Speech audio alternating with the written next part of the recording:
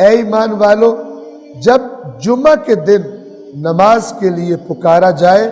تو اللہ کے ذکر کے لیے دوڑ پڑو اور خرید و فروخت ترک کر دو، یہی تمہارے حق میں بہتر ہے اگر تم جانتے ہو۔ حق نہیں ہے، ایک طبقہ ایسا ہے کہ جو اللہ کے احکام شریعت کو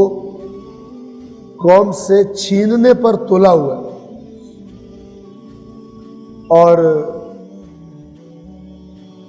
عجیب قسم کی فرسودہ چیزیں بے دلیل، جو دلیلیں نہیں ہیں لیکن لوگ عوام نہیں جانتے، ان کے سامنے دلیلیں بنا کے پیش کرتے ہیں۔ مثلا ائمہ کے وہ فرمان کہ جو انہوں نے اس وقت ارشاد فرمائے کہ جب مساجد اور جمعہ کے ممبروں پر بنو امیہ اور بنو عباس کے زر خرید خطیبوں کا قبضہ تھا، جمعہ انہی کے حکومت کے تحت پڑھایا جاتا تھا،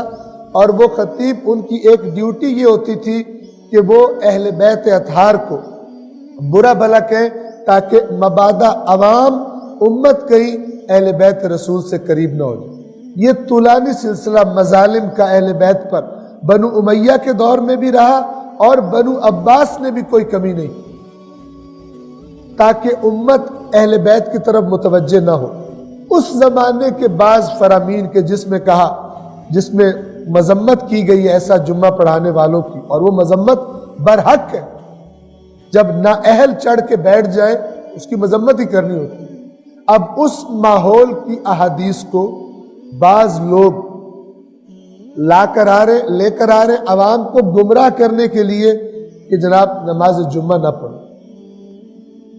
اور تیار ہو جائے کہ یہ قرآن مجید کی جو آیت ہے نماز جمعہ کے بارے میں، اور آپ نماز جمعہ کے بارے میں اہل بیت اطہار کے فرامین کو دیکھیں جا کر، اس سب اجر و ثواب سے محروم کرنے کے لیے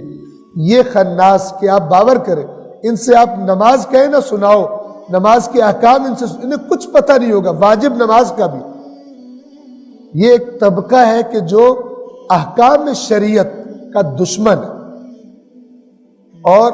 اسی ایجنڈے پر کام کر رہا ہے کہ ہر وہ چیز کہ جو باقی ساری امت کے ساتھ مشترک ہے، آہستہ آہستہ اس کو مکتب اہل بیت کے پیروکاروں سے دور کیا جائے۔ انشاءاللہ یہ خبیث ناکام ہو۔ اے ایمان والو جب جمعہ کے دن نماز کے لیے پکارا جائے تو اللہ کے ذکر کی طرف دوڑ پڑو اور خرید و فروخت ترک کر دو، یہی تمہارے حق میں بہتر ہے اگر تم جانتے ہو۔